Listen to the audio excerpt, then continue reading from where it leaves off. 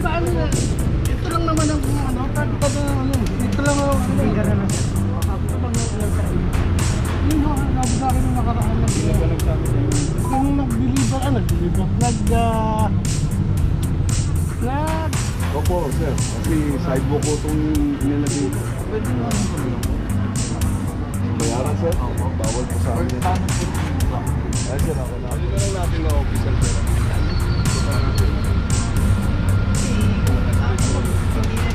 Oo nga, ikaw driver. Bisyo driver, Paps. So ito si Kuya nandito pero hindi naman siya yung driver. Ikaw ang driver ko ba? Driver ka ba dyan? Eh, bawal nilang gisna. Ang kinagisna nilang dati, pwede tayo magparada. Kung saan taas?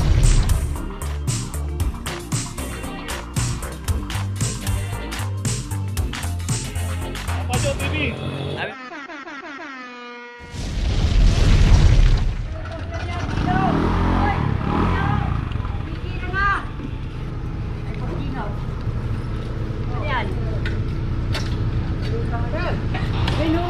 Di ba ano na?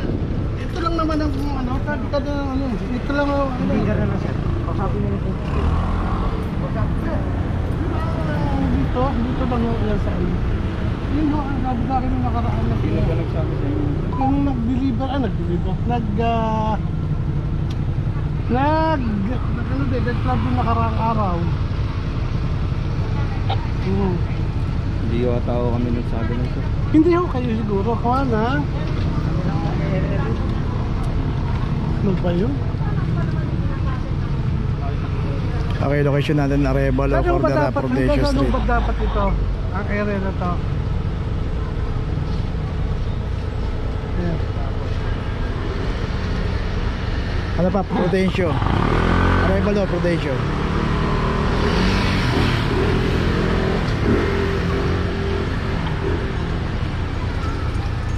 Kaya saan po ba ang ano dapat dito? Ha? Kasi binababaan nyo na lang po dun. Opo sir, kasi nga nagagalit naman din yung hari ng ano sir. Hindi mo lang tayo ng dalawa. Dapat po medyo ibabaan nyo pa yan. Baba, hanggang saan nyo ba dapat? So yun na, kasi bawal po talaga sa mga tulay. Ayun, pwede na yung mga ganang parada. Tawagan mo na lang yung number.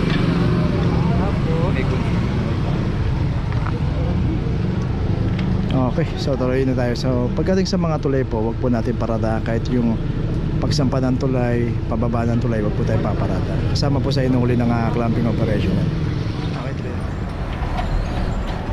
Location natin, Dapitan, corner instruction. Ito, dalawang sasakyan dito, naka double parking.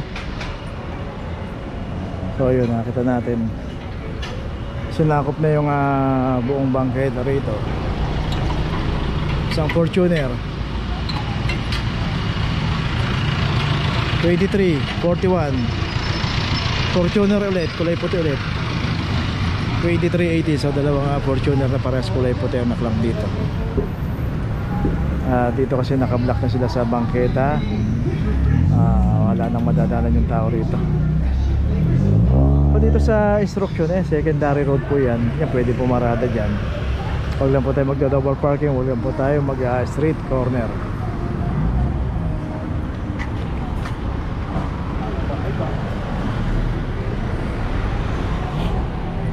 Bawal po? Opo, sir. Kasi sidewalk ko itong nilagay ko. Pwede namin ko na lang po. Bayaran, sir? Opo. Bawal po sa amin. Paano po ito? Ay, sir, kailangan po natin ang putaan ng office. Gusto ko. Sa City Hall. Ay, sige. Saan po ba nito? Kasi sa mga gamit.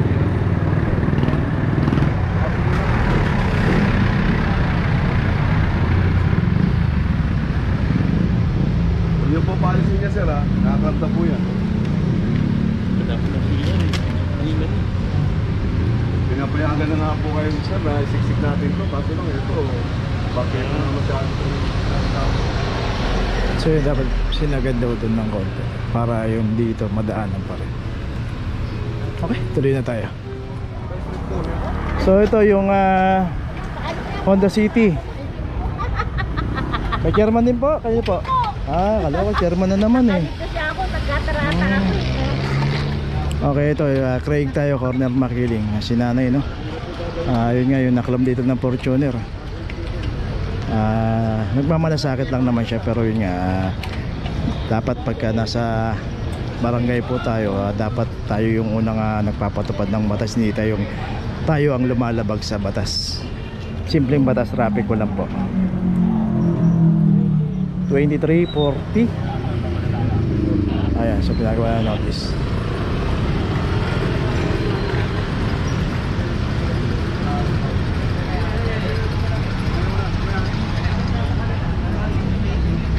Alin na lang natin na official ko lang. Punta natin.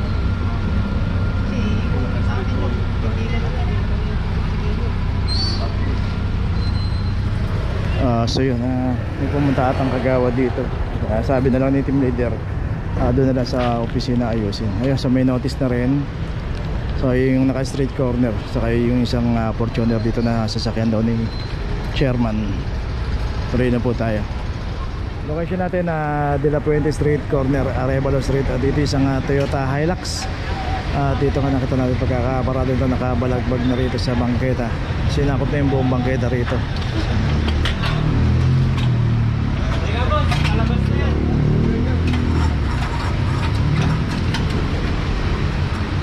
Saka yung isang drop side dito, ito nakram na rin. 2320, walang driver kasi ito eh.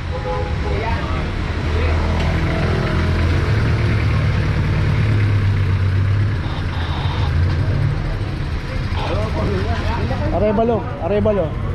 Uy!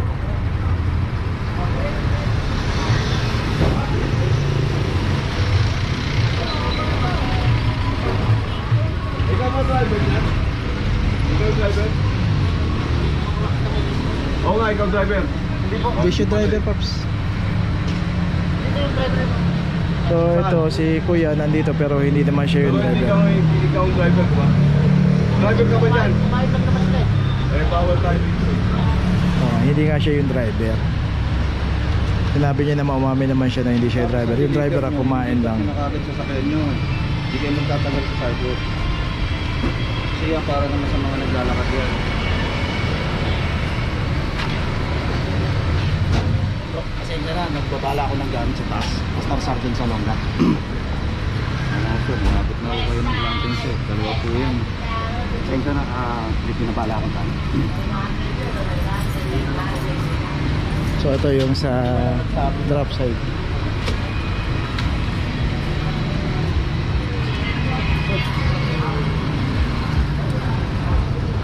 So yun po, dapat iparada po natin ng maayos. Total malapad naman po yung bangketa.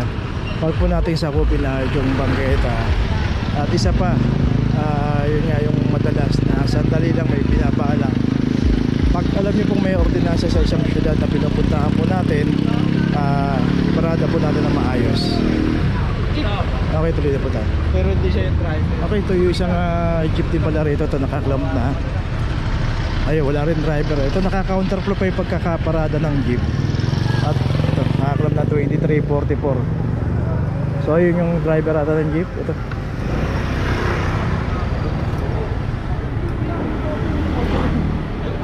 Dito yan, dito. Hindi, dito ako, muntik na rito. Eh, nandyan naman ako. Ina-under ko na lang. Yung puting Mazda yun. Yung puting Mazda. So pagka pinarada po natin yung sasakyan natin, huwag po natin ilagay sa mabuhay. Itong Arevalo Street, ayun, nakita natin dami nakaparada dyan na secondary road. Pwede po tayong pumarada dyan basta nakaayos na yung pagparada natin. Kasi po dito sa policy ng clamping, yung mabuhay lane po talaga. Pagka naka-obstruct po tayo dyan, walang driver.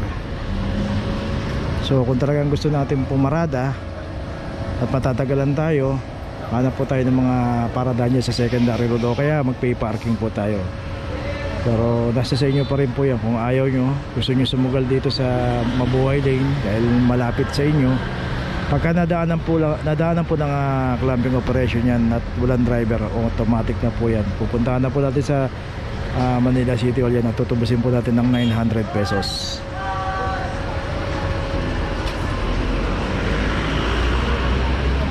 Okay, ito may notice na rin yung jeep. Puri na po tayo. Okay, yung isang Mitsubishi rito na hindi pa tumutubos ng clamp. Ayun, lalagyan na po ng notice. This vehicle is scheduled for towing today. Kaya always po pagka naka-clamp tayo, dapat tumubos po tayo ng clamp kasi dalawa na po magiging penalty niya pagka na-towing po yan. Location natin, G. Tolentino Street, corner Loyola Street. Dito isang Honda CRV. Dito yung pinaradaan ng Honda CRV. Makita natin yun. No parking is school zone. So sa side na to hanggang doon no parking dapat tong side na to. At pakikita nga natin pagdating doon yung may mga pay parking na doon pwede pong pumarada. Dito madam naman ng mismo ng building. Dito alam naman ng building dito silang mismo. Sabi nga nila dapat hindi pinaparadahan.